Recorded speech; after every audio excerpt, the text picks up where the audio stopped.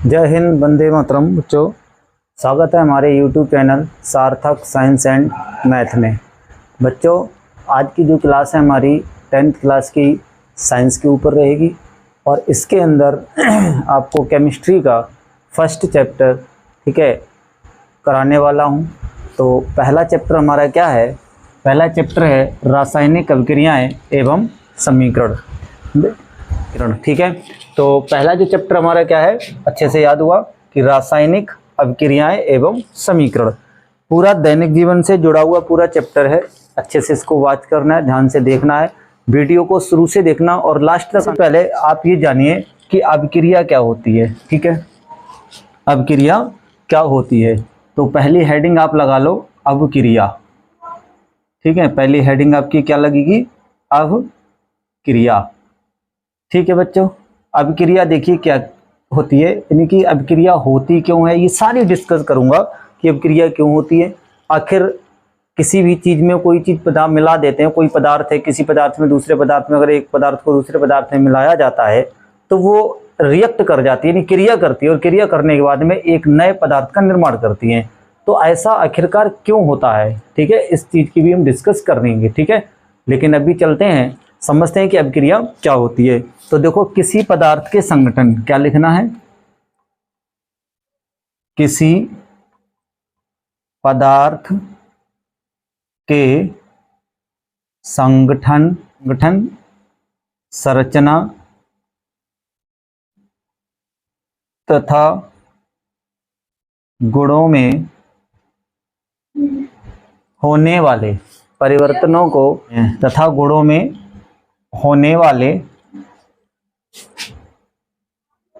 परिवर्तनों को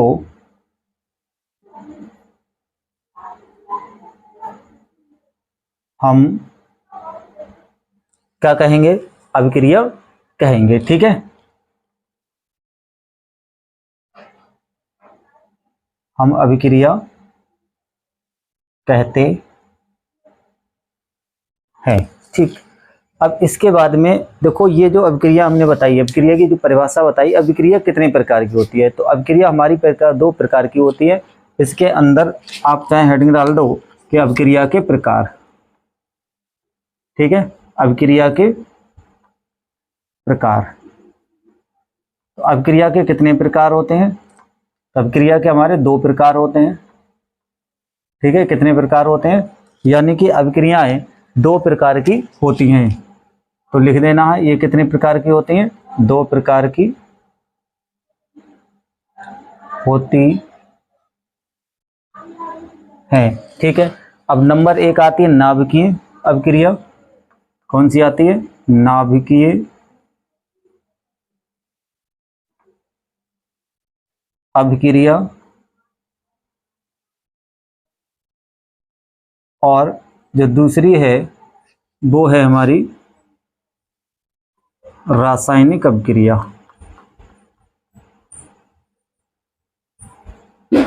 रासायनिक अभिक्रिया, ठीक है बच्चों। यानी दो प्रकार की हमारी अभिक्रिया होती हैं, एक होती है नाभिकीय अभिक्रिया और दूसरी होती है हमारी रासायनिक अभिक्रिया, ठीक है। अब हम इसको समझते हैं कि नाभिकीय अभिक्रिया क्या होती है, ठीक है।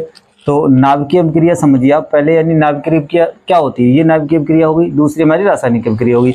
नाभिकीय अभिक्रिया और रासायनिक अभिक्रिया में अंतर भी पूछ लेता है कि नाभिकीय अभिक्रिया तथा रासायनिक अभिक्रिया में अंतर क्या होता है, ठीक है।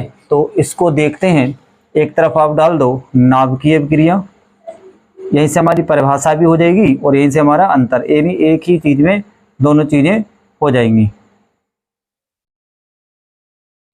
क्या हो गया? नाभिकीय अभिक्रिया और दूसरी हमारी है रासायनिक अभिक्रिया, ठीक है। क्या है? रासायनिक अभिक्रिया, ठीक है। रासायनिक अभिक्रिया और नाभिकीय अभिक्रिया दोनों में देखते हैं अंतर, ठीक है। पहली चीज कि जो हमारी नाभिकीय अभिक्रिया होती हैं, तो इन अभिक्रियाओं की एक खास बात होती है कि इनमें जो अभिक्रिया होगी, ठीक है, तो किसी भी परमाणु या किसी भी अणु या किसी भी पदार्थ के साथ जब दूसरे पदार्थ, दूसरे अणु या दूसरे किसी परमाणु के साथ जब क्रिया करता है तो इनमें परमाणु के नाभिक ही भाग लेते हैं, परमाणु के इलेक्ट्रॉन भाग नहीं लेते हैं। ठीक है, तो पहला पॉइंट याद रखना है कि इन अभिक्रियाओं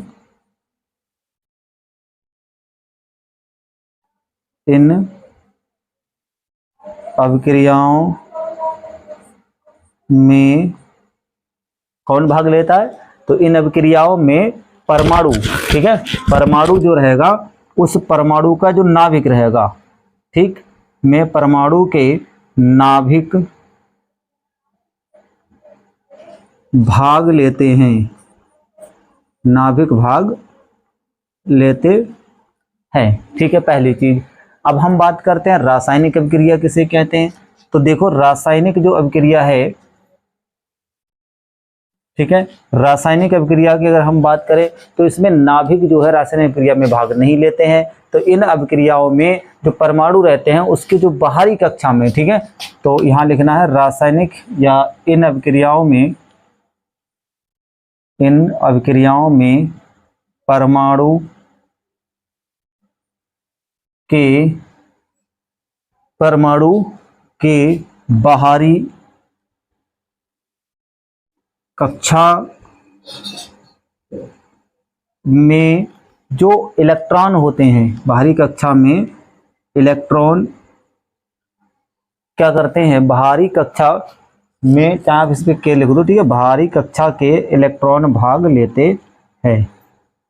ठीक है, पहला अंतर भी हो गया और इसकी परिभाषा भी हो गई। यानी वे रासायनिक वे अभिक्रियाएं जिन अभिक्रियाओं में परमाणु के जो बाहरी इलेक्ट्रॉन रहता है कक्ष में या कोष में, तो जो बाहरी कोष का जो इलेक्ट्रॉन भाग लेता है, ऐसी अभिक्रियाएं हम क्या कहलाती हैं, क्या कहलाती हैं, हमारी रासायनिक अभिक्रियाएं कहलाती हैं। जबकि ऐसी अभिक्रियाएं जिनमें नाभिकीय अभिक्रिया जिसे कहते हैं, यानी ऐसी अभिक्रियाएं, इन अभिक्रियाओं में क्या होता है, जो परमाणु रहेगा उस परमाणु के बीच में जो नाभिक रहता है, ठीक है, देखो मैं समझाता हूं। यानी यहाँ पे जो परमाणु है ये, ठीक है, इसके बीच का जो नाभिक रहेगा, इसके अंदर क्या रहेगा, नाभिक, ठीक है, तो यही नाभिक क्या करेंगे आपस में, और एक और हमारे पास क्या रहेगा, परमाणु रहेगा। तो इन दोनों के परमाणुओं के बीच का जो नाभिक रहेगा, वो नाभिक जो रहेगा आपस में क्या करेगा, इन दोनों के नाभिक क्या करेंगे, आपस में क्रिया करेंगे। ठीक है, क्या करेंगे, क्रिया करेंगे। तो ऐसी अभिक्रियाओं को क्या बोलेंगे, नाभिकीय अभिक्रिया कहेंगे। ठीक, अब आती है बात रासायनिक अभिक्रिया की। तो रासायनिक अभिक्रिया देखो वे अभिक्रियाएं होती हैं जिनमें नाभिक अभिक्रिया में भाग नहीं लेता, बल्कि जो परमाणु रहता है तो उस परमाणु के जो सबसे बाहरी कोष होता है, जो सबसे बाहरी कक्ष होता है, उस कक्ष में उपस्थित जो इलेक्ट्रॉन होते हैं, चाहे एक हो चाहे दो हो, वो चीज़ अलग है, तो उस परमाणु के सबसे बाहरी कक्षा के जो इलेक्ट्रॉन रहते हैं, वो इलेक्ट्रॉन क्या करते हैं, रासायनिक क्रिया में भाग लेते हैं। ठीक है, जैसे अब जैसे ये देखो हमारे पास एक परमाणु है, ये दूसरा परमाणु हो गया। अब इस परमाणु के सबसे बाहरी कोष में मान लो एक ये कोष हो गया, एक कोषीय हो गया, अब एक कोषीय हो गया, एक कोषीय हो गया। अब इसके बाहरी कोष में मान लो एक इलेक्ट्रॉन यहाँ पे है, एक इलेक्ट्रॉन यहाँ है, और इसके बाहरी कोष में जो इलेक्ट्रॉन है एक यहाँ है। ये धातु का इलेक्ट्रॉन है और वो अधातु का इलेक्ट्रॉन है। तो ये दोनों क्या करेंगे, इसके बाहरी कक्षा के इलेक्ट्रॉन जो होंगे वो रासायनिक अभिक्रिया में क्या करेंगे, भाग लेंगे। ठीक है, पॉइंट क्या में एक ही प्रकार के जो परमाणु होते हैं वो दूसरे प्रकार के किस में बदल जाते हैं, परमाणु में बदल जाते हैं। ठीक है, दूसरा पॉइंट याद रखना कि जो एक ही प्रकार के परमाणु, जैसे ये क्या है, ये दोनों एक प्रकार के परमाणु होंगे, यानी ये हाइड्रोजन का है तो ये भी हाइड्रोजन का ही होगा। ठीक है ना, ये किसका परमाणु है, ये हाइड्रोजन का परमाणु है और ये हाइड्रोजन का परमाणु है। जब दोनों आपस में रिएक्ट करेंगे तो ये किस में बदल जाएंगे, एक नए हीलियम में बदल जाएंगे, और ये 1312। ठीक है, यानी ये समस्थानिक कहलाते हैं, और ये समस्थानिक जो होते हैं वो किस में बदल जाते हैं, आपस में नया परमाणु का निर्माण करते हैं। ठीक है, तो इसका जो दूसरा पॉइंट बन जाएगा, वो दूसरा पॉइंट क्या रहेगा, दूसरा पॉइंट यही होने वाला है कि जो नाभिकीय अभिक्रियाएं होती हैं उसके अंदर, ठीक है, तो उसके अंदर क्या होता है, उसके अंदर दो समान परमाणुएं क्या करती हैं, परमाणुओं के नाभिक भाग लेते हैं, और वो नाभिक जब भाग लेते हैं तो तीसरे नए यानी कि अलग प्रकार के एक परमाणु का निर्माण होता है। ठीक है, समझ में आया? चलिए अब इसका देखिए सेकंड पॉइंट हमारा क्लियर हुआ। ठीक, सेकंड पॉइंट क्लियर हुआ। तो क्या लिखना है आपको सेकंड पॉइंट में, तो इसको मैं मिटा रहा हूं और इसका सेकंड पॉइंट देखिए क्या आएगा। तो सेकंड पॉइंट हमारा बन गया कि एक ही प्रकार के परमाणु क्या करते हैं, आपस में दूसरे प्रकार के परमाणु का निर्माण करते हैं या परमाणुओं में क्या हो जाता है, बदल जाते हैं। तो एक ही प्रकार के परमाणु, एक ही प्रकार के परमाणु दूसरे प्रकार के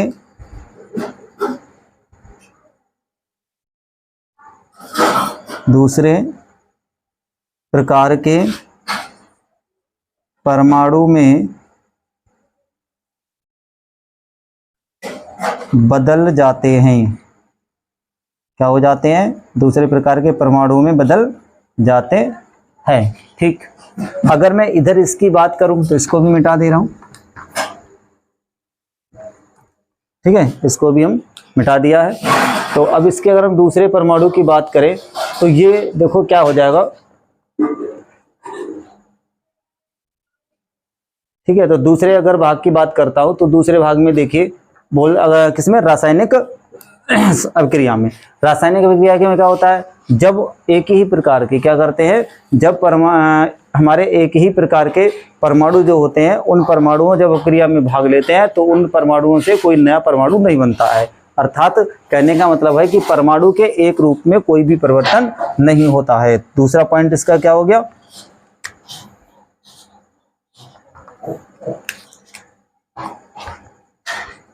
ठीक है, दूसरा पॉइंट हो जाएगा कि परमाणुओं, ठीक है, क्या नहीं होगा, परमाणुओं के रूप में, जैसे उसमें परमाणु का रूप बदल जा रहा है तो परमाणुओं के रूप में कोई परिवर्तन नहीं होता है।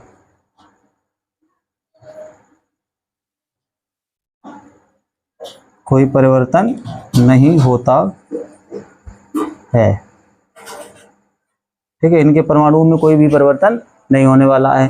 तीसरी पॉइंट क्या है, तीसरा पॉइंट ये होगा कि जो नाभिकीय अभिक्रियाएं होती हैं, परमाणुओं के जो संगठन होता है, परमाणु जो इकट्ठे होते हैं आपस में जुड़ते हैं और जो संरचना होती है और जो गुण होते हैं उनमें क्या हो जाता है, परिवर्तन देखने को मिलता है। ठीक है, क्या बोला गया कि परमाणु के संगठन, संरचना तथा गुणों में परिवर्तन होता है और रासायनिक अभिक्रिया के अंदर भी क्या होता है, परमाणु के संगठन, संरचना तथा गुणों में परिवर्तन होता है। तो तीसरा पॉइंट हमारे पास क्या हो गया, तीसरा पॉइंट हो गया हमारा कि जो परमाणु होते हैं, परमाणु की संरचना, ठीक है, संगठन तथा गुणों में परिवर्तन होता है। क्या होता है, परिवर्तन होता है। ठीक है, वीडियो कट रहा हुआ हो सकता है तो आवाज के जरिए इसको देख लेना सही से। ठीक है, तो अगला है, इसमें क्या हो जाएगा, इसमें भी क्या होता है बताओ, अणु के साथ साथ क्या। तो नंबर 3 इसके अंदर देखा जाए तो इसके अंदर देखो क्या देखने को मिलता है, यानी कि जो हमारे अणु है ना, वहां पे परमाणु की बात हुई थी, यहाँ पे किसकी बात हो रही है, अणु की बात हो रही है ना। तो यहाँ पर क्या रहेगा, हमारा जो अणु रहेगा, ठीक है, तो अणु की जो संरचना रहेगी या अणु का जो संगठन होगा, और संगठन हो या संगठन तथा गुण में क्या होता है, परिवर्तन होता है। संगठन तथा गुणों में परिवर्तन देखने को मिलता है, यानी कि परिवर्तन होता है। ठीक है, इस तरह से हमने क्या देख लिया, इसको समझ लिया। अब देखिए समझ में आया कि नाभिकीय अभिक्रिया और रासायनिक अभिक्रियाएं, यानी अभिक्रियाएं दो प्रकार की, नाभिकीय अभिक्रिया, रासायनिक अभिक्रिया। और नाभिकीय अभिक्रियाएं वे अभिक्रियाएं होती हैं जिन अभिक्रियाओं में परमाणु के नाभिक क्या करते हैं, किसी भी अभिक्रिया में भाग लेने के लिए तत्पर होते हैं या भाग लेते हैं। दूसरी चीज, नाभिकीय अभिक्रियाएं में क्या होता है, इसमें एक ही प्रकार के जो परमाणु होते हैं वो यानी कि एक नए प्रकार के परमाणु का निर्माण करते हैं। तीसरी चीज हमने क्या सीखी, जो नाभिकीय परमाणु होते हैं उनमें जो परमाणुओं की जो संरचना रहती है या फिर जो संगठन रहता है और जो गुण होते हैं तो उन गुणों में, संरचना में और संगठन में परिवर्तन देखने को मिलता है। ठीक, सेम रासायनिक अभिक्रिया को समझते हैं। देखिए रासायनिक अभिक्रिया में क्या होता है, रासायनिक जो अभिक्रियाएं होते हैं उनमें जो परमाणु होते हैं, तो परमाणु की जो सबसे बाहरी कक्षा होती है उसमें जो उपस्थित इलेक्ट्रॉन होते हैं वो क्या करते हैं, रासायनिक अभिक्रिया में भाग लेते हैं। दूसरी चीज कि जो परमाणु हैं उन परमाणु के रूप में कोई भी परिवर्तन नहीं होता, जैसे कि नाभिकीय अभिक्रिया के परमाणुओं के रूप में चेंजिंग आती थी, यानी कि परिवर्तन आता था। फिर तीसरा पॉइंट है, रासायनिक अभिक्रियाएं ऐसी अभिक्रियाएं होती हैं जिनके अणु की संरचना, संगठन तथा गुणों में भी परिवर्तन देखने को मिलता है। ठीक है ना। अब इसकी देखिए एग्जाम्पल एक और समझते हैं, तो मैं इसको मिटा रहा हूं, है ना। तो एग्जाम्पल इसके देखेंगे।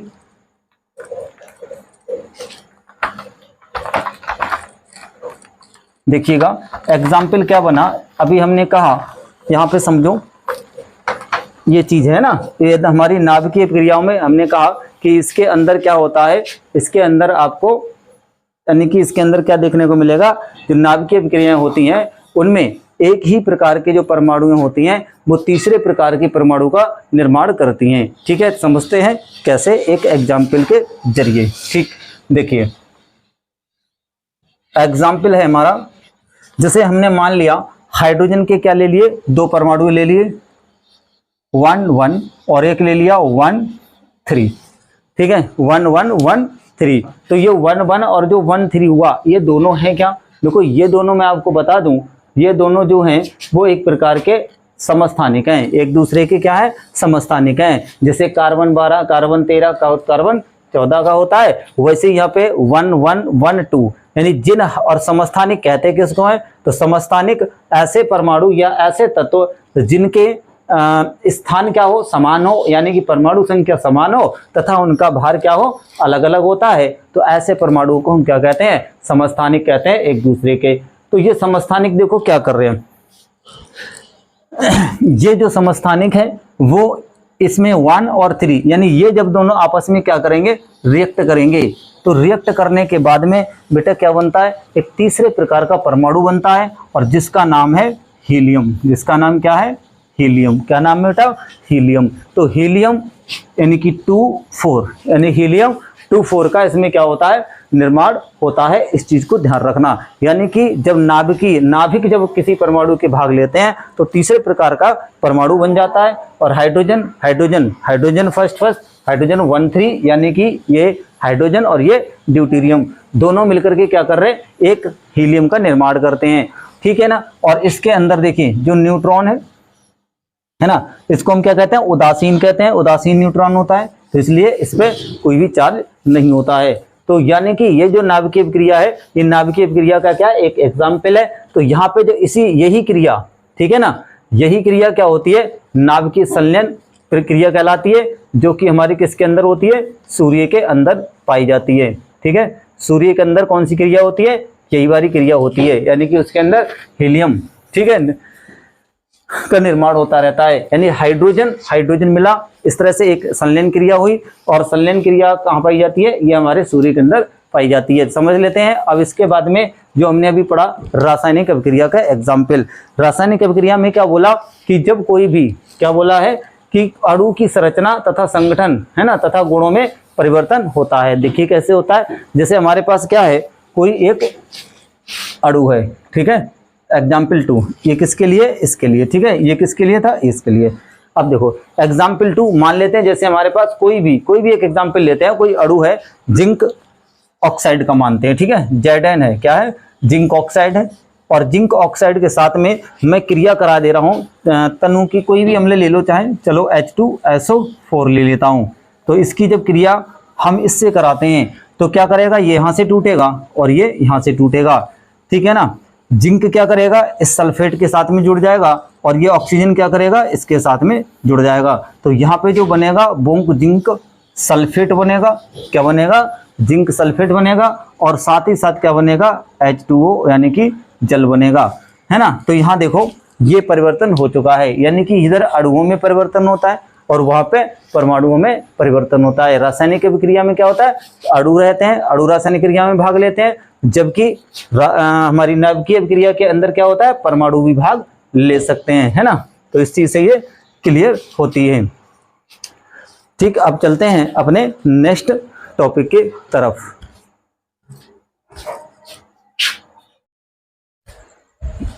चलिए बच्चों, अब समझते हैं कि रासायनिक अभिक्रिया किसे कहते हैं या फिर रासायनिक अभिक्रिया क्या होती है।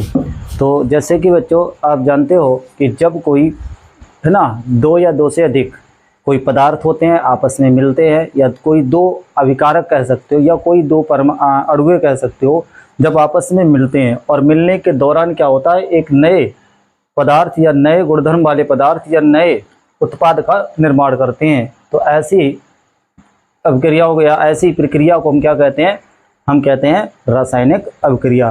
तो किस तरह से परिभाषा लिखनी है, तो देखो सबसे पहले समझिए, एक एग्जाम्पल लिखना है ना। तो एग्जाम्पल के थ्रू समझते हैं कि रासायनिक अभिक्रिया आप किसे कहोगे। हमारे पास क्या है, हमारे पास जैसे मान लेते हैं ये क्या है, हाइड्रोजन है, और ये क्या है, ऑक्सीजन है ना। ये हाइड्रोजन का एक अणु है और एक ऑक्सीजन का एक अणु है।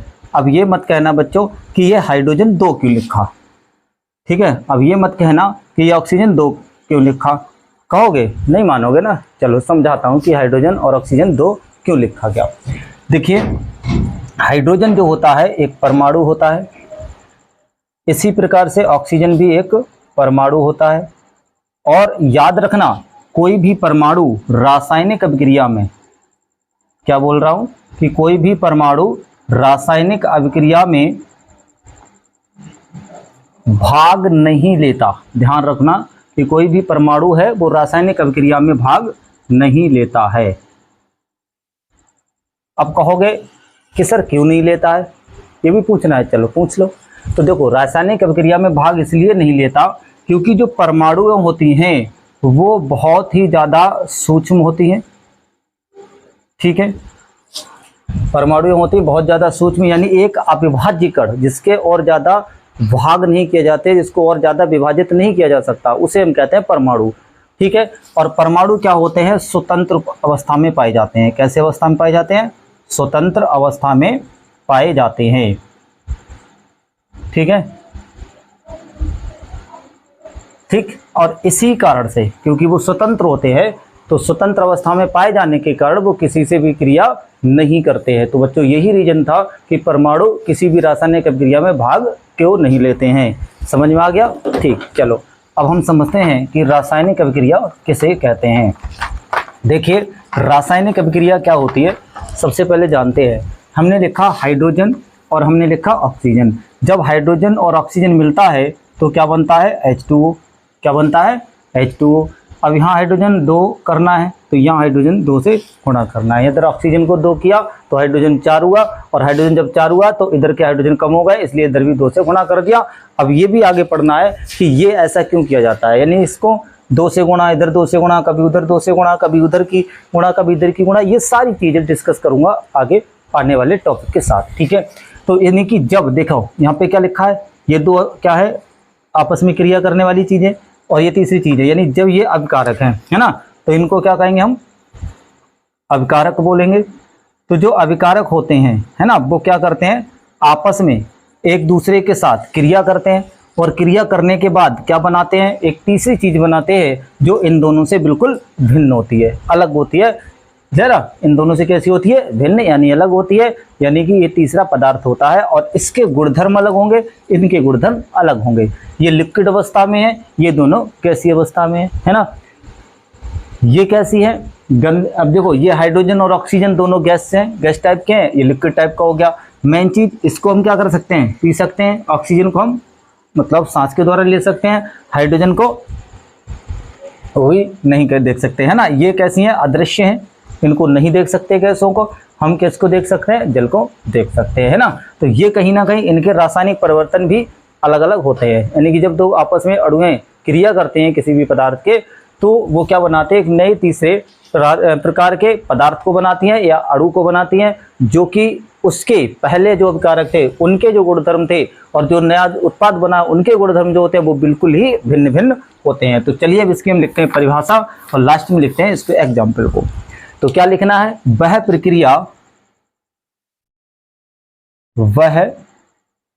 प्रक्रिया जिसमें दो या दो से अधिक, क्या लिखा है, वह प्रक्रिया जिसमें दो या दो से अधिक उत्पाद मिलकर, उत्पाद नहीं लिखोगे, अभिकारक लिखोगे, ठीक है। क्या लिखना है, अभिकारक मिलकर एक नए गुणधर्म वाले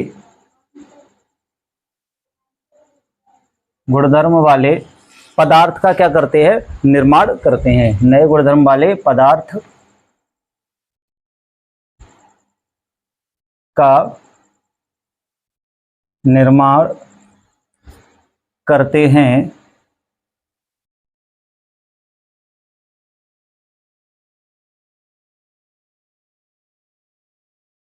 रासायनिक अभिक्रिया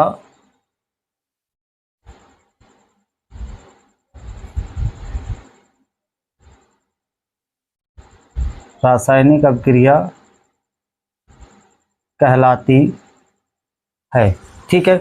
एग्जाम्पल समझ लेते हैं। जैसे हमने कहा H2 + O2 मिलके दोनों क्या बना रहे हैं, H2O, ठीक है। दूसरा एग्जाम्पल है C + O2 मिलके क्या बनाते हैं, CO2, ठीक है। तीसरा एग्जाम्पल है Na + Cl, क्या बनाते हैं, NaCl। और एग्जाम्पल देखना है जिंक + ऑक्सीजन, ठीक है, मिलके क्या बनाते हैं, जिंक ऑक्साइड। इसको बैलेंस करते हैं तो ये ऑक्सीजन 2 है, इधर 1 है, इधर 2 से गुणा करेंगे तो H4 हो गया, तो H में 2 से गुणा कर देंगे। यहाँ पे O2 है, O तो ये बैलेंस है, ये भी बैलेंस है, O2 है, O2 है, ठीक है। इधर 2 नहीं होगा, इधर होगा, ये इधर 2 है, इधर 2 करोगे तो इधर 2 Zn हो जाएंगे, तो 2 से Zn से इधर भी गुणा कर देंगे। तो ये सब के सब कौन से एग्जाम्पल हो गए, हमारे रासायनिक अभिक्रिया के उदाहरण है, ठीक है। किसके हो गए, ये रासायनिक अभिक्रिया के उदाहरण हो गए। तो रासायनिक अभिक्रिया अगर हम दूसरे शब्दों में बोलें तो रासायनिक अभिक्रिया किसे कह सकते हैं, दूसरे शब्दों में अगर देखें तो रासायनिक अभिक्रिया जो होती है वो यानी कि परिवर्तन को हम क्या कहते हैं, रासायनिक जो परिवर्तन होते हैं किसी भी पदार्थ में होने वाले जो रासायनिक परिवर्तन होते हैं उन्हीं के लिए हम क्या कहते हैं, रासायनिक अभिक्रिया कहते हैं। समझ में आ गया। तो दूसरे शब्दों में इस परिभाषा दे सकते हैं, क्या बोल सकते हैं, पहली तो ये कि वह प्रक्रिया जिसमें दो या दो से अधिक अभिकारक मिलकर क्या करते हैं, एक नए पदार्थ यानी नए गुणधर्म वाले पदार्थ का निर्माण करते हैं, रासायनिक अभिक्रिया कहलाती है। दूसरे शब्द में हम क्या कह सकते हैं कि रासायनिक जो परिवर्तन होता है उस रासायनिक परिवर्तन, बहुत सारे हम अपने जीवन में ऐसे एग्जाम्पल मिल जाएंगे आपको कि उनके अंदर रासायनिक परिवर्तन होते हैं, तो उन रासायनिक परिवर्तनों को हम क्या कहेंगे, रासायनिक अभिक्रिया कहेंगे। जैसे सब्जी पक रही है ना, चूल्हे पर जब सब्जी पकाते हो तो उसके क्या अंदर होता है, उसके अंदर रासायनिक अभिक्रिया होती है ना, इसके बाद सब्जी पक जाती है। या इसके अलावा भी जो हम लोहा होता है, आपने देखा होगा गेट हो गए लोहे के, या काफ़ी चीज़ें घरेलू होती हैं जो हमारे घर में होती हैं, अब वो कुछ दिन खुला छोड़ देते हैं लोहे की वस्तुओं को, तो उन पे क्या आ जाता है, काई लग जाती है, जिसको हम जंग बोलते हैं ना, जंग लग जाती है। तो वो जंग लगना क्या है, लोहे पर एक भी रासायनिक प्रक्रिया रासायनिक अभिक्रिया कहलाती है। तो इसी तरीके से हमारे पास अंगूर है, अंगूर का किंडोन किया जाता है, वो भी रासायनिक अभिक्रिया है, ठीक है। तो इस प्रकार के क्या होते हैं, ये सारे हमारे परिवर्तन ही एक प्रकार की क्या है, रासायनिक अभिक्रिया होती है, ठीक। अब देखिए इसके एग्जाम्पल देखने की बात करें तो यहाँ पे देखिए हमारे पास बहुत सारे रासायनिक अभिक्रिया होते हैं। कैसे, देखो कुछ एग्जाम्पल हैं, इसको समझते हैं। तो जैसे लोहे पर जंग लगना, क्या होना, लोहे पर जंग लगना, लोहे पर जंग लगना कैसी है, एक रासायनिक अभिक्रिया है, ठीक है। दूसरी अगर बात करें, लोहे पे जंग लगना हो गया, अंगूर के रस का क्या होता है, किंडोन होता है, तो ये भी क्या है, एक प्रकार की अंगूर के रस का किंडोन, अंगूर के रस का किंडोन, ठीक है। ये एक प्रकार की क्या है, रासायनिक अभिक्रिया होती है। भोजन का पकना या भोजन का पचना कह सकते हो, भोजन का पकना भी एक प्रकार की रासायनिक अभिक्रिया है, ठीक है। तो भोजन का पचना कैसी अभिक्रिया है बच्चों? एक प्रकार रासायनिक अभिक्रिया है। फिर इसके अलावा हम देखें कि जो हम सांस लेते हैं ना, तो श्वसन भी कैसी अभिक्रिया है, यानी कि जो श्वसन है वो भी एक प्रकार की रासायनिक अभिक्रिया है ना। तो ये सब क्या है, हमारी रासायनिक अभिक्रियाएं हैं। ये रासायनिक अभिक्रिया के द्वारा ही संभव हो पाता है कि हम क्या कर सकते हैं, अंगूर के रस का किण्वन कर सकते हैं, सांस लेते हैं वो भी रासायनिक प्रक्रिया के अभिक्रिया के द्वारा ही होती है ना। और वायु के संपर्क में जब लोहा लाता है तो उस पर जो जंग लगती है वो भी एक प्रकार का रासायनिक परिवर्तन होती है। रासायनिक अभिक्रिया के दौरान ये सब हो पाता है। ठीक है, चलिए अब हम समझते हैं कि रासायनिक अभिक्रिया की आप पहचान कैसे करोगे कि किसी पदार्थ के अंदर कोई भी रासायनिक अभिक्रिया हुई है या नहीं हुई है। ठीक है, तो देखिए, यानी कि किसी पदार्थ के अंदर रासायनिक अभिक्रिया होने के लिए आपको क्या करना है, आपके पास कुछ कारक होते हैं जिनके वजह से हम क्या करते हैं, हम आसानी से उसको पहचान लेते हैं। ठीक है, तो रासायनिक अभिक्रिया की जब आपसे पूछे कि पहचान क्या होती है, कैसे कहोगे कि इसके अंदर रासायनिक क्रिया हुई है। ठीक है, तो अब हम समझेंगे कि रासायनिक अभिक्रिया की पहचान। देखिए, रासायनिक अभिक्रिया की जो पहचान है, ठीक है, तो वो कैसे होती है। देखो, जब कोई रासायनिक अभिक्रिया होती है या कोई भी अभिक्रिया होती है, ठीक है, संपन्न होती है, तो उसमें कुछ हमारे क्या आ जाते हैं, उसके अंदर कुछ कारक होते हैं या निम्न चिन्ह कह सकते हो। तो कुछ संकेत हो जाते हैं, संकेत मिलते हैं उससे निकलने वाले। तो उसके अंदर संकेत क्या मिलते हैं उसको समझते हैं। रासायनिक अगर अभिक्रिया की आप पहचान करते हो तो नंबर 1, सबसे पहले आपको उसमें क्या परिवर्तन देखने को मिल सकता है, पदार्थ की अवस्था में परिवर्तन। ठीक है, क्या हो सकता है, पदार्थ की अवस्था में परिवर्तन पहला, यानी कि ये आपको संकेत दे देगा कि हो सकता है, जैसे हमने अभी लिखा, इसका एग्जाम्पल देखो, जैसे हमने लिखा था H2 + O2, ये क्या मिलके बनाए थे, H2O। अब ये दोनों क्या है, गैस, क्या है, गैसीय अवस्था है। कैसी अवस्था में है, गैस अवस्था में। अब यही गैस दोनों मिलकर के क्या बना रही है, जल। तो ये कैसा हो गया बताओ, द्रव अवस्था में। कैसा हो गया, द्रव अवस्था में। तो यानी कि इनकी अवस्था परिवर्तन हो रही है, तभी तो हम कहेंगे रासायनिक अभिक्रिया हुई है। ठीक, समझ गए।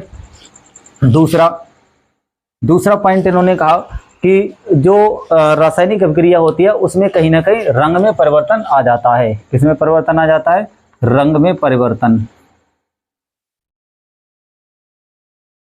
क्या आएगा, रंग में परिवर्तन। ठीक है, रंग में परिवर्तन। तीसरी क्या पहचान है, देखो, रंग में परिवर्तन के अलावा गैस भी निकल सकती है। तो गैस का निकलना ये क्या है, एक प्रकार की रासायनिक अभिक्रिया है। अब जैसे अम्ल जो भी होते हैं, अगर धातु होती है तो धातु की जब अम्ल से क्रिया करवाते हैं तो उसमें से क्या निकलता है, हाइड्रोजन गैस निकलती है। तो इस प्रकार के एग्जाम्पल जो है वो क्या बताते हैं, रासायनिक अभिक्रिया को दर्शाते हैं। तो इस तरह की जो चेंजिंग आती है, गैस का निष्कासन या गैस का निकलना, वो भी एक प्रकार की रासायनिक अभिक्रिया की पहचान है। तीसरे के बाद चौथा नंबर देखो, और कैसे पहचानोगे, अब और कब कहेंगे कि हाँ रासायनिक अभिक्रिया हुई है, तो देखो उसके ताप में परिवर्तन।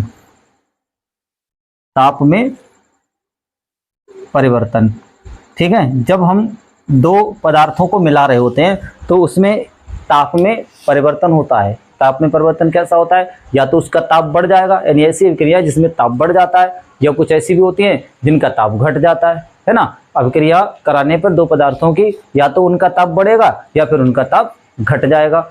ठीक, समझ में आई चीज। चलिए, अब इसके बाद हम एक हेडिंग और लगाएंगे, यानी कि रासायनिक समीकरण किसे कहते हैं। ठीक है, अब जो है हेडिंग वो है रासायनिक समीकरण। रासायनिक समीकरण, ठीक है, यानी रासायनिक समीकरण किसे कहते हैं, इस चीज पे ध्यान देना है। देखो, जब किसी भी, मान लेते हैं मैग्नीशियम रिबन है, तो जब मैग्नीशियम रिबन को क्या करते हैं, वायु में जलाते हैं, और जलाने के बाद क्या होता है, जो मैग्नीशियम रिबन को हम जलाते हैं तो वो मैग्नीशियम ऑक्साइड बन जाता है, यानी परिवर्तित हो जाता है।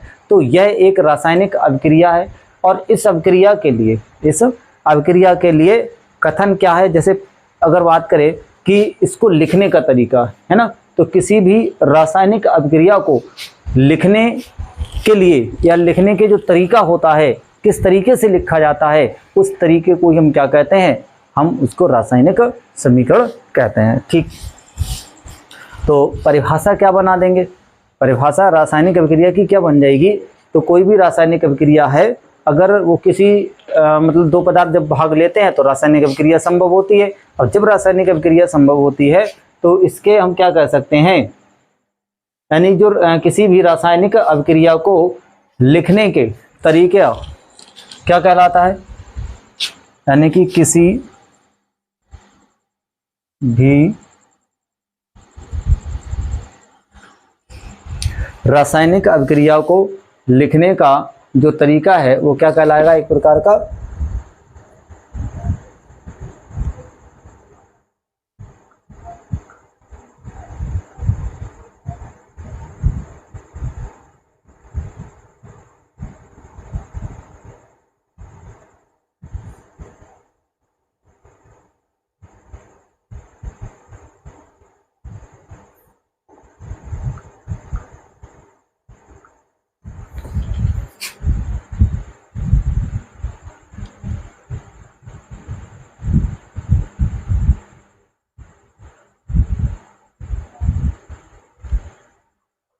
ठीक है, यानी कि किसी भी रासायनिक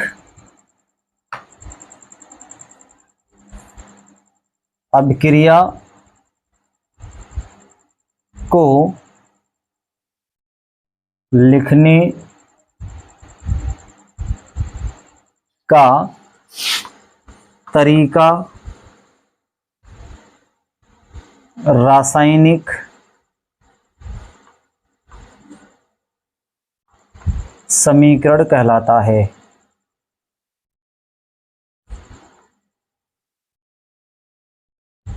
रासायनिक समीकरण कहलाता है। अब देखो, रासायनिक समीकरण दो प्रकार से लिख सकते हैं। सबसे पहले आती है, जैसे हमने चलो लिख दिया, यानी मैग्नीशियम ले लिया, क्या ले लिया, मैग्नीशियम ले लिया, और इस मैग्नीशियम के साथ में किसके साथ, वायु के साथ इसको क्या कर दिया, गर्म कर दिया। ठीक है, वायु के साथ इसकी क्रिया हो गई, और जब वायु के साथ क्रिया हो गई तो क्या बना, मैग्नीशियम ऑक्साइड बना। क्या बना, मैग्नीशियम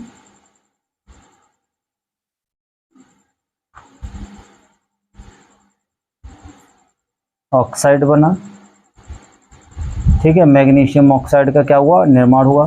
तो इस प्रकार से जो मैंने शब्दों में लिखा, इसको क्या लिखा, मैंने इसको लिखा शब्दों में। तो जो शब्दों में लिखने का जो तरीका है वो क्या कहलाता है, शब्द समीकरण। ठीक है, क्या कहलाएगा, शब्द समीकरण। ठीक है, वो तो कहलाएगा हमारा शब्द समीकरण। फिर दूसरी चीज, अब इसी यानी कि इसी शब्द समीकरणों को संकेत में लिखना। कैसे लिखना, संकेत में लिखना तथा अणुसूत्र में लिखना क्या कहलाता है, हमारी सांकेतिक क्या कहलाएगा, सांकेतिक, या फिर हम उसको क्या नाम दे सकते हैं, सांकेतिक समीकरण, या संकेत में लिखना आप उसको क्या बोलोगे, ये क्या है हमारी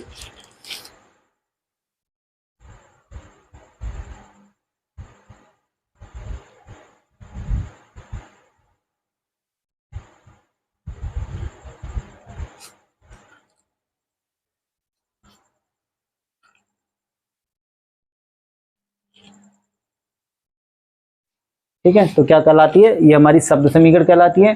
और इस प्रकार से अगर शब्द समीकरण को किस में कन्वर्ट कर दें, यानी शब्द समीकरण को, जैसे हमने इसका क्या होता है, मैग्नीशियम, तो Mg लिख दिया, और ऑक्सीजन का वायु, वायु का मतलब होता है उसके अंदर ऑक्सीजन होती है, तो ऑक्सीजन से क्रिया करता है, तो ये ऑक्सीजन हो गया, और दोनों मिला करके क्या बना रहे, MgO। क्या बनता है, MgO का निर्माण होता है। तो जो MgO का निर्माण होता है, इस प्रकार की जो ऊपर शब्दों में लिखी गई उसको शब्द समीकरण कहेंगे। अब जो संकेत में लिखी गई है उसके लिए हम क्या बोलेंगे, सांकेतिक समीकरण कहते हैं। ठीक है, इसको हम क्या कहेंगे, सांकेतिक समीकरण, इसके लिए सांकेतिक समीकरण कहेंगे। ठीक है, तो अब चलते हैं। देखो अब हमने इसमें अभी बताया था कि ये जो आपस में दोनों भाग लेते हैं, ठीक है, ये दोनों आपस में भाग लेते हैं, तो इनको क्या कहते हैं, तो इनके लिए बेटा कहते हैं अभिकारक। क्या कहते हैं इनको, इनको हम कहेंगे अभिकारक। ठीक है, तो इनको अभिकारक कहोगे, इनके लिए क्या बोलेंगे आप, अभिकारक बोलेंगे। और यहाँ जो बना है इसके लिए क्या बोलेंगे, उत्पाद। ठीक है, इसको क्या बोलेंगे, उत्पाद। अब हम समझेंगे कि अभिकारक क्या होता है और उत्पाद क्या होता है।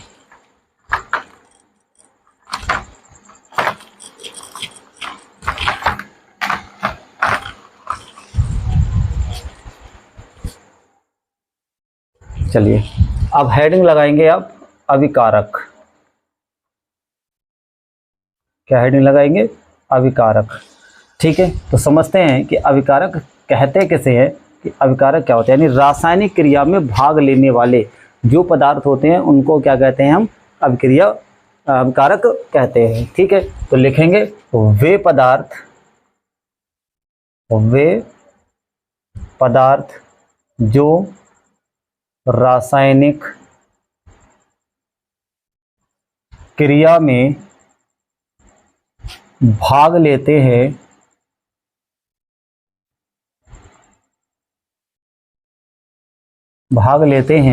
क्या कहलाते हैं, अभिकारक कहलाते हैं। ठीक है, क्या करेंगे, वे पदार्थ जो किसी भी क्रिया में भाग लेते हैं अभिकारक कहलाते हैं।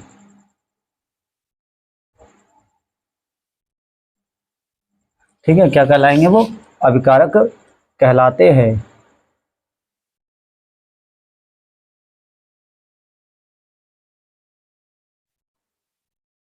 क्या कहलाते हैं वो, अभिकारक कहलाते हैं। ठीक है, तो ये होगी हमारी अभिकारक की परिभाषा। अब दूसरा पॉइंट डालते हैं कि उत्पाद किसे कहते हैं, है ना। तो इस यानी उत्पाद किसे कहेंगे, उत्पाद क्या होता है वो समझते हैं। तो अगली हेडिंग हमारी हो गई उत्पाद।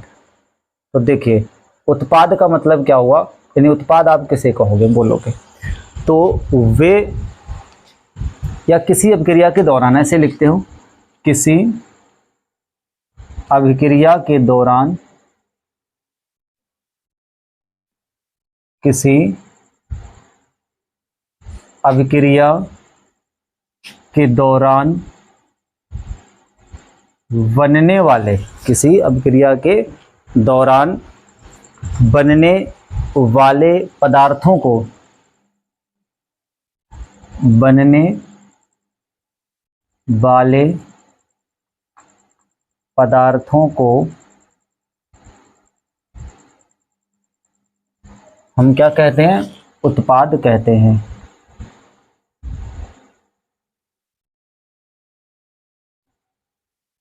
क्या कहेंगे हम उसको, उत्पाद कहते हैं। ठीक है, क्लियर है यहाँ तक, ठीक। अब इसके बाद में आती है रासायनिक समीकरण को लिखना। तो देखो रासायनिक समीकरण को लिखने का तरीका क्या है, यानी कि रासायनिक कोई भी समीकरण है तो जो उसमें अभिकारक होते हैं एक तीर लगता है। देखो लिखने का तरीका, रासायनिक जो हमारी समीकरण है उसका लिखने का तरीका क्या है, लिखने का तरीका। तो सबसे पहले समझिए, यानी कि एक बीच में तीर लगता है, क्या लगता है, एरो। ठीक है, क्या लिखता है, लगा जाता है एरो। ठीक है, तो एरो के जो बाईं तरफ है उस तरफ क्या लिखना है आपको, अभिकारक लिखना है। यानी कि रासायनिक समीकरण एक रासायनिक अभिक्रिया को प्रदर्शित करती है, और इसलिए इस रासायनिक समीकरण में तीर के निशान के बाईं ओर, देखो कैसे लिखना है, तीर के निशान के बाईं ओर, बाईं ओर कौन सी है, ये चीज़ है। ठीक है, दाईं ओर क्या है, ये है। तो बाईं ओर क्या लिखना है, हमें अभिकारक लिखने हैं। क्या लिखना है, तो अभिकारकों को, यानी अभिकारक कहाँ लिखने हैं, इस तरफ लिखने हैं, और उत्पाद किस तरफ लिखना है, इस तरफ लिखना है। तो परिभाषा इसकी क्या बनेगी, परिभाषा नहीं मतलब रासायनिक समीकरण लिखने का तरीका क्या है।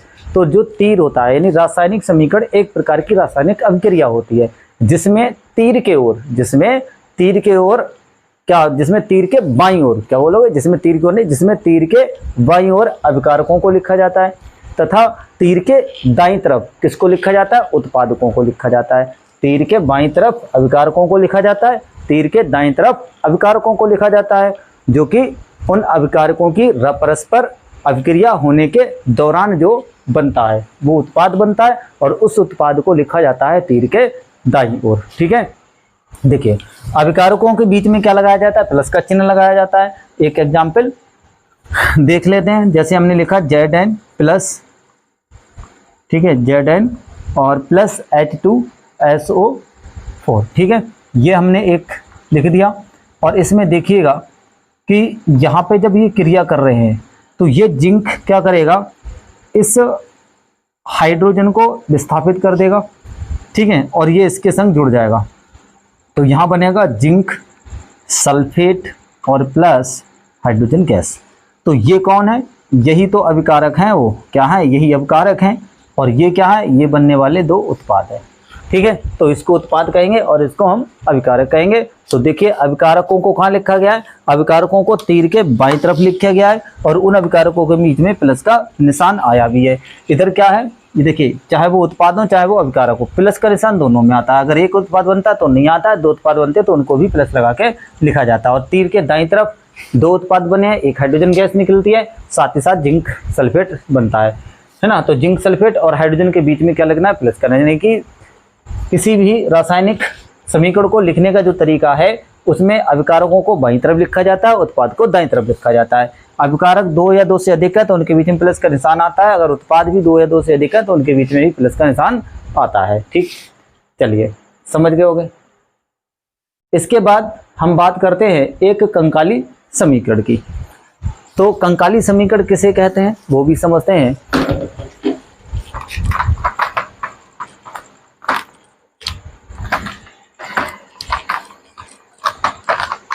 देखिए कंकाली रासायनिक समीकरण किसको कहोगे, कंकाली रासायनिक समीकरण, या इसको हम क्या कह सकते हैं, असंतुलित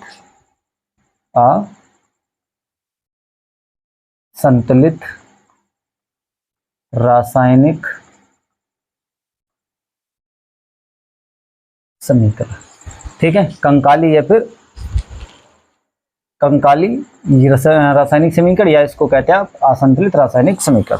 तो देखिए ऐसी समीकरण जिसमें अभिकारक और उत्पाद के परमाणुओं की संख्या समान नहीं होती है या समान नहीं पाई जाती है, तो उसको क्या कहते हैं, हम कंकाली या फिर असंतुलित रासायनिक समीकरण कहते हैं। ठीक है, समझ में आया कि असंतुलित समीकरण किसे कहते हैं,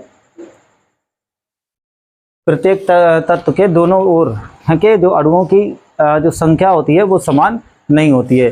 तो ऐसी, यहाँ पे हम देखो अपनी परिभाषा अपने शब्दों में लिखेंगे, ऐसी समीकरण जिसमें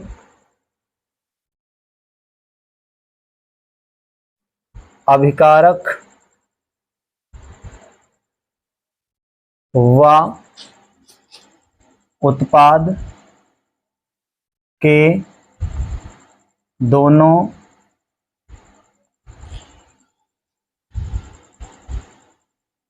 तरफ के परमाणुओं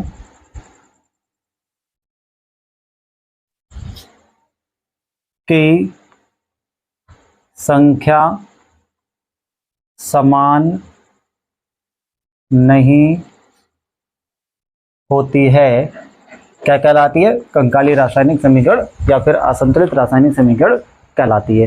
चलो एक एग्जाम्पल देखते हैं इसका। जैसे एग्जाम्पल में लिख दिया पोटेशियम प्लस NaCl, ठीक है, या फिर यहाँ पे लिख दे रहा हूँ जिंक क्लोराइड। जब इसकी क्रिया कराते हैं तो बताओ क्या बनेगा, यहाँ बनेगा पोटेशियम क्लोराइड और प्लस जिंक, ये बनेगा। बैलेंस नहीं है तो बैलेंस करते हैं। Cl2 है, Cl को 2 से गुणा करने से यहाँ Cl2 हुआ, K2 हो गया, K को 2 से गुणा कर दो, सही है। तो यहाँ देखिए इसमें बोला गया, अब यहाँ पे जब बैलेंस किया तब तो बात अलग है। अब अभी क्या है इसमें देखो, इधर Cl के परमाणु की संख्या कितनी है 2, इधर कितनी है 1, तो इसका मतलब ये कैसी है, ये कंकाली समीकरण है। कैसी समीकरण है ये, कंकाली, ठीक है। इसको हम कहेंगे कंकाली रासायनिक समीकरण, कंकाली रासायनिक समीकरण, ठीक है। अब इसके लिए क्या कर देना है, संतुलित करो। देखो यहाँ पे Cl की संख्या 2 है, Cl की संख्या 1 है, तो यहाँ क्या बनेगा K प्लस ZnCl2 और सिंगल तीर का निशान लगा देंगे, K Cl 2 से गुणा कर दिया और ये Zn। अब देखो Cl 1 था, Cl 2 था, इधर 2 है तो इधर भी 2 करेंगे, तो 2 से क्या करेंगे गुणा कर दिया, तो Cl तो 2 हुआ, उसके संग K भी 2 हुआ, तो K उधर 2 हुआ, तो इधर K 1 था और इसलिए यहाँ पे 2 से गुणा कर दिया, तो इधर भी K 2 करना पड़ा। अब इसको कौन सी समीकरण बोलेंगे, तो इसको समीकरण बोलेंगे हम संतुलित, ठीक है। इसको संतुलित समीकरण बोलेंगे या संतुलित समीकरण कहेंगे, ठीक है। तो समझ में आया, यानी कि ये अब यहीं से परिभाषा बन गई हमारी संतुलित समीकरण की। यानी संतुलित समीकरण किसे कहते हैं, तो ऐसी समीकरण जिसमें अभिकारक और उत्पाद दोनों तरफ के परमाणु की संख्या क्या होती है, आपस में बराबर होती है, तो उसको हम क्या कहते हैं, संतुलित रासायनिक समीकरण कहते हैं, ठीक है। इसके बाद हम कंकाली रासायनिक समीकरण को संतुलित तो कर लिए, संतुलित कैसे कर लेते हैं, ऐसे करते हैं, यानी कि उनमें हिट एंड ट्रायल विधि का प्रयोग करते हैं। तो आज की क्लास बस यहीं तक समाप्त होती है, आज की क्लास। आगे इससे नेक्स्ट में हम बात करेंगे रासायनिक अभिक्रियाओं के प्रकार की, ठीक है। तो इससे नेक्स्ट वीडियो में आपको वो लेक्चर मिलेंगे, 5 प्रकार की अभिक्रियाओं को पढ़ना है NCERT के अकॉर्डिंग, और मेरा जो पूरा सिलेबस रहेगा आपको कवर कराने का वो टोटल NCERT बेस रहेगा, टोटल 100% NCERT बेस्ड रहेगा। कोई भी इधर उधर का कोई ज़्यादा कंटेंट शामिल नहीं किया जाएगा, क्योंकि आपका जो पेपर आता है वो ओनली NCERT बुक से आता है, सिर्फ और सिर्फ NCERT किताब से क्वेश्चन पूछे जाते हैं। तो इसलिए अच्छी तैयारी के लिए हमें सिर्फ NCERT बुक को ही फॉलो करना चाहिए, और जो कि मैं अपने क्लास के या वीडियो के या यूट्यूब के माध्यम से आपको एकदम NCERT बुक का सिलेबस कवर कराने वाला हूँ। तो वीडियो को अगर अच्छा लगा हो, वीडियो अच्छे से देखना, और अच्छा लगे तो शुरू से लेकर के पहले तो आप आखिर तक वीडियो को देखना, ठीक। अगर अच्छा लगे तो वीडियो को लाइक कर देना, और साथ ही साथ हमारे चैनल को सब्सक्राइब भी कर देना, है ना। ऐसे ही आपको कंटिन्यू क्लासेस मिलती रहेंगी। तो टाटा बाय बाय, अगले क्लास में मिलते हैं फिर से एक नए जोश और नए उम्मीद के साथ। Thank you watching for this video.